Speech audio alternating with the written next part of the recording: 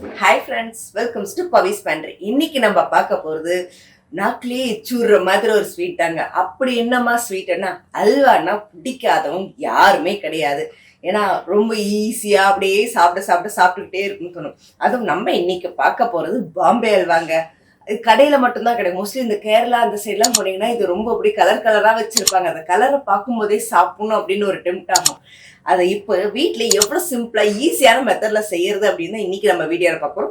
வாங்க வீடியோக்குள்ள போகலாம். இப்போ அடுப்பை பற்றி வச்சு இந்த மாதிரி ஒரு நான்ஸ்டிக் எடுத்துக்கோங்க. ஏன்னா இந்த மாதிரி டிஷ்ஷு செய்யறதுக்கு நான்ஸ்டிக்கோ இல்லை இரும்பு ஒன்று அடிகனமாக இருக்கிறதுக்கும் நான் இன்னைக்கு நான்ஸ்டிக் எடுக்கிறேன். இதில் சர்க்கரைக்கு சொன்னல, அதனால ஒரு கப்பு தண்ணி ஊற்றிக்கோங்க. 1லேருந்து 1.5 ஊற்றிக்கோங்க. ஏன்னா நிறைய தண்ணி ஊற்றுனீங்கன்னா ரொம்ப நேரம் ஆகும் கிண்டுறதுக்கு. ஊற்றிட்டு தண்ணி கொஞ்சம் கொதிச்சு இதானதுமே சர்க்கரையை கொட்டி கரைச்சி எடுத்துட்டு அதில் நம்ம கார்ன்ஃப்ளவர் மாவை கலந்துடணும். இப்போது தண்ணி கொதிக்க ஆரம்பிச்சு இந்த ஸ்டேஜில் ஜஸ்ட் ஒரு பிஞ்ச் ஆஃப் சால்ட் மட்டும் ஆட் பண்ணிக்கோங்க. எதுக்குன்னா அப்போ தான் அந்த ஸ்வீட்டை வந்து கொஞ்சம் நல்லா தூக்கி கொடுக்கறதுக்கு. நிறைய போடாதீங்க, ஜஸ்ட் ஒரு பிஞ்ச் மட்டும். அது கூடவே ஒரு 1/4 கப் மட்டும் எண்ணெய் ஆட் பண்ணிக்கோங்க. எதுக்குன்னா கார்ன்ஃப்ளவர் மாவு ஊற்றினதுமே உங்களுக்கு அடி பிடிக்க ஆரம்பிச்சிடும். அதனால் ஜஸ்ட் ஒரு 1/4 கப் எண்ணெய் ஊற்றிட்டு அதுக்கப்புறமா நெய் கடைசிக்க நம்ம சேர்த்து ஆட் பண்ணிக்கலாம். அந்த எண்ணெயில் அப்படியே நல்லா வந்து தண்ணியோட மிக்ஸ் ஆகிற மாதிரி கொஞ்சம் கொதிக்கிட்டோம்.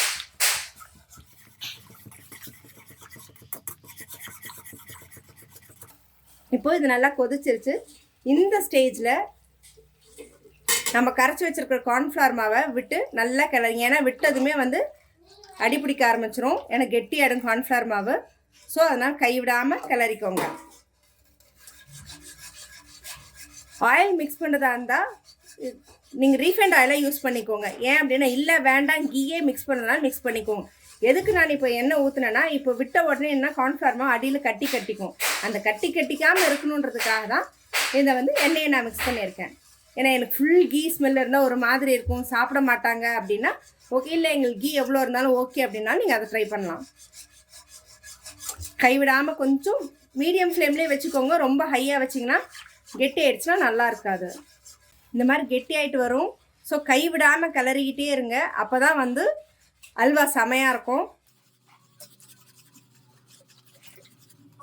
ஸோ பார்த்தீங்கன்னா அந்த மாதிரி ஒரு டிரான்ஸ்பரண்ட்டாக செமையாக இருக்குது. இந்த ஸ்டேஜில் நான் வந்து kesari powder food colouring add பண்ணுறேன். உங்களுக்கு என்ன கலர் வேணுமோ நீங்கள் ஆட் பண்ணிக்கோங்க. நான் ஆரஞ்சு ஆட் பண்ணியிருக்கேன். கலர் பார்த்து ஆட் பண்ணிக்கோங்க. ரொம்ப ஆட் பண்ணிங்கன்னா ரொம்ப ஒரு மாதிரி கலராக இருக்கும். நான் லைட்டாக தான் ஆட் பண்ணுறேன். இல்லை உங்களுக்கு கடையில் இருக்கிற மாதிரி எனக்கு அந்த மாதிரி ரெட்டாக தாங்க இருக்கணும் அப்படின்னு நீங்கள் ஃபீல் பண்ணிங்கன்னா இன்னும் கூட நீங்கள் ஆட் பண்ணிக்கலாம். கைவிடாமல் கிளறிட்டே இருங்க. ஏன்னா கை விட்டுட்டிங்கன்னா ஒரு மாதிரி கட்டிக்கும். இப்போ இந்த ஸ்டேஜில் எடுத்து வச்சுருக்க சுகரை வந்து அதில் கொட்டிடுங்க.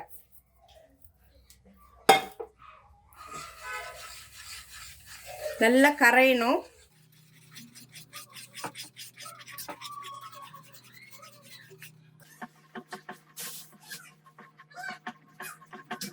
இப்போது நல்லா இந்த மாதிரி கைவிடாமல் கிண்டிகிட்டே இருங்க.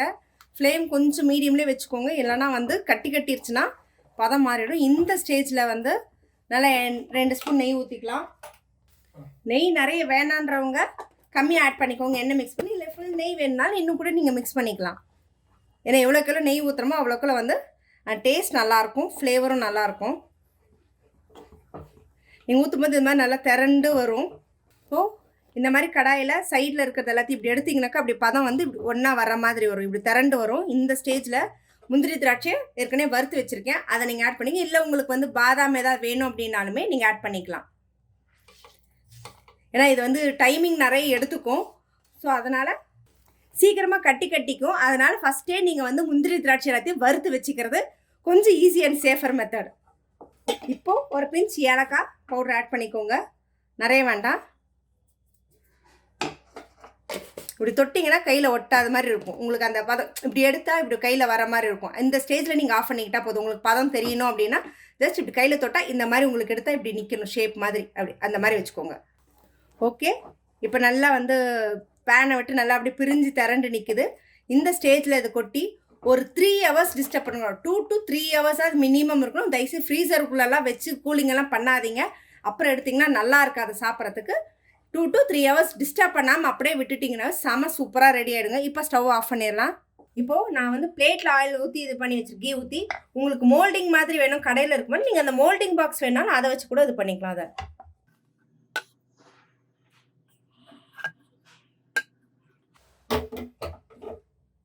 டிஸ்டர்ப் பண்ணாமல் ஜஸ்ட் இப்படி டேப் பண்ணி விட்டுருங்க. அப்போ தான் அந்த ஏர் இதாக இருந்தாலும் இதாகிடும். சுவையான பாம்பே அல்வா ரெடி ஆயிடுச்சு. செமையாக இருக்குங்க பார்க்குறதுக்கு. ஒரு 2 to 3 hours டிஸ்டர்ப் பண்ண மாட்டிங்கன்னா செமையாக இருக்கும். நான் வந்து பிளேட்டில் தான் ஊற்றிருக்கேன். உங்களுக்கு மோல்டிங் வேணுன்னா பாக்ஸ் நீங்கள் வாங்கி அதில் யூஸ் பண்ணிக்கலாம். கடையில் இருக்கிற மாதிரி கத்தி வச்சு கட் பண்ணால் செமையாக கட் ஆகுங்க. உங்களுக்கு என்ன மாதிரி ஷேப்ஸ் வேணுமோ அந்த ஷேப்ஸில் கட் பண்ணிக்கோங்க.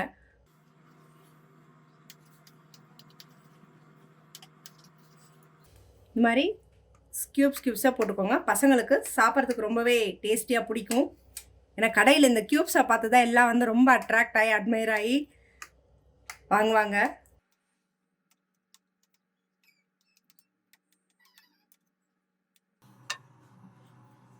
செமையாக இருக்குங்க. சூப்பராக இருக்குது. கடையில் எப்படி இருக்குது பாருங்க. செம சாஃப்டாக ஸ்பாஞ்சியாக நல்லா டேஸ்டியாக இருக்குங்க. செம டேஸ்ட்டு. ட்ரை பண்ணி பார்த்துட்டு எப்படி இருக்குன்னு நீங்களும் சொல்லுங்கள் உங்களோட கமெண்ட்ஸை. ஹாய் ஃப்ரெண்ட்ஸ், எப்படி இருந்தது பாம்பே அல்வா பார்க்கறதுக்கு? அப்படியே பார்க்கும்போதே செம அமேசிங்காக சூப்பராக இருந்ததுங்க. சாப்பிட்றப்போ இன்னும் சாப்பிடணும்னு அந்த ஒரு ஃபீல் டெம்டேஷன் ரொம்பவே நல்லா இருந்தது. கண்டிப்பாக ட்ரை பண்ணி பாருங்க. ரொம்ப சிம்பிளாக ஈஸியான மெத்தட். எனக்கு ஸ்வீட்டே செய்ய தெரியாதுங்க, கிச்சன் பக்கமே வந்ததில்லை அப்படின்றவங்களுக்குமே வந்து ஒரு ஈஸியான டிஷ் தான் இதுன்னு சொல்லணும். கண்டிப்பாக இந்த ஸ்வீட் ட்ரை பண்ணி பார்த்து உங்களோட எக்ஸ்பீரியன்ஸை கமெண்ட் பாக்ஸில் கொடுங்க. இந்த மாதிரி அடுத்தடுத்த இன்ட்ரெஸ்டிங்கான வீடியோக்கு என்னோட சேனலை சப்ஸ்கிரைப் பண்ணிக்கோங்க. பக்கத்தில் இருக்க பெல் ஐக்கானை கிளிக் பண்ணிக்கோங்க, நோட்டிஃபிகேஷன் மிஸ் பண்ணாமல் இருக்க.